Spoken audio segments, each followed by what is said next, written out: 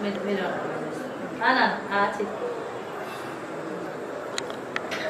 ఆచే కదా ఓయ్ ఓయ్ ఓయ్ ఓయ్ ఓయ్